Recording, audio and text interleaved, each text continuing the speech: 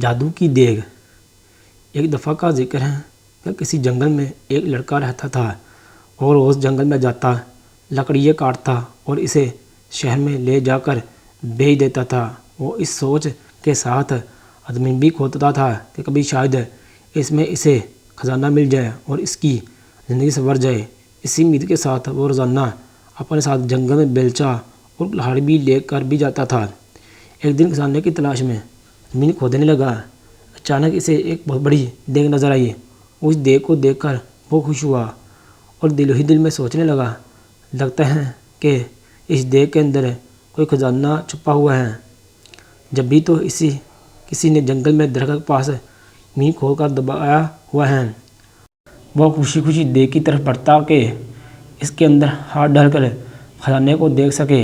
اس نے جب دیگ میں ہاتھ ڈالا تو اسے پتہ چلا کہ دیگ اندر سے بالکل خالی تھی۔ اس نے غصے میں دیگ اٹھا کر درخت کے پیچھے رکھ دی۔ کچھ دیر وہ خزانے کی تلاش میں زمین کھودتا رہا لیکن اس کے ہاتھ کچھ نہ آئے۔ اس نے غصے میں کلہاڑی اٹھا کر درخت کے پاس پھینک دی اور تھک ہار کر درخت کے قریب بیٹھ گیا۔ اچانک اس کی نظر دیگ پر پڑی۔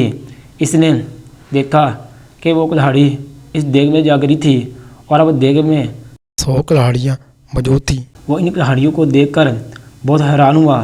ساتھ ہی اسے یہ بھی سمجھ میں آ گیا کہ یہ دیگ کوئی عام سی دیگ نہیں ہے بلکہ یہ کوئی جادوئی دیگ ہے۔ جبھی تو اس کی ایک کلہاڑی 100 میں تبدیل ہو گئی ہے۔ وہ خوشی خوشی اس دیگ کو اٹھا کر گھر میں لے آیا۔ لکڑہارے نے اس دیگ کو ایک کمرے میں چھپا دیا۔ رات کے وقت اس نے جادوئی دیگ کو دوبارہ آزمانے کے لیے اس میں آم ڈالا۔ تھوڑی دیر بعد اس نے دیکھا تو دیگ میں 100 آم موجود تھے۔ اب تو اس کا یقین پختہ ہو گیا کہ یہ واقعی کوئی جادوئی دیگ ہے۔ وہ اس دیگ سے سونے کے سکے وغیرہ نکال کر انہیں بیچتا رہا اور امیر ہو گیا۔ امیر ہونے کے بعد وہ دوسرے غریبوں کی مدد کرتا تھا۔ اس کے پاس اگر کوئی غریب شخص آتا تھا تو وہ کبھی اسے خالی ہاتھ نہیں لوٹتا تھا۔ یہی وجہ ہے کہ وہ ملک بھر میں اپنی سخاوت کی وجہ سے مشہور ہو گیا۔ اس کے اچانک امیر ہو جانے اور جادوئی دیگ کی کہانی ہر جگہ پھیل گئی۔ اس ملک کے بادشاہ کے پاس بھی اس جادوئی دیگ کی خبر پہنچی۔ بادشاہ بہت لالچی تھا۔ اس کے پاس اپنا بہت سارا خزانہ موجود تھا۔ اس کے باوجود اسے مزید خزانے کی ہوس تھی۔